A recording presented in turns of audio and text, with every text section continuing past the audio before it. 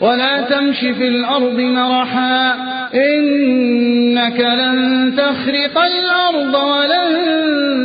تبلغ الجبال طولا.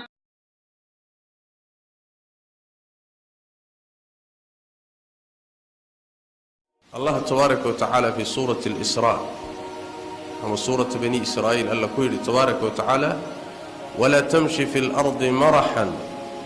إنك لن تخرق الأرض ولن تبلغ الجبال طولا. هذا حرق كبرية وإسكبرينية دولك كوركي صاحبك سعنب محايا لي دولك أنا مد اللاعين كرتت بورها أنا مقاري كرتت على قوضة قدر كاغا ما دافي كرتت هذا سيكست إسوقات قادود استاكتاكتو انت آتهاي هوسنا وما دافي كرتت كورنا وما دافي كرتت هبلكي أمباتهاي قياس تادي أمبانتا isla weynkani weynankani waa wuxuuna aad iska dhaadhicisay iyo buufis aad adigu isku akhriday weeye laakiin wax way wax jira ma intaadii baata hoosna maada u dheeraanin korna umaadan dheeraanin qadarkaagii baata saas daradeed waxba iskibridin marka kibir ismaay leeyahay laakiin waxay leeyihiin tawaadu bay leeyihiin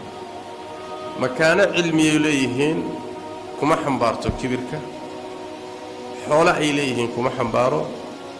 kursi iyo jaga ay ku fadhiyaan magaxnimo waji ay leeyihiin iyo jaah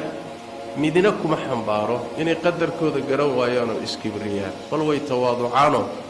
hoos bay isu dhigaan. طيب sifadaasi waa sifada koobaad waxay meesha ka saaraysaa kibirka maxay kibirka ilaahay baa iska leh adoonkuna markuu tawaaduco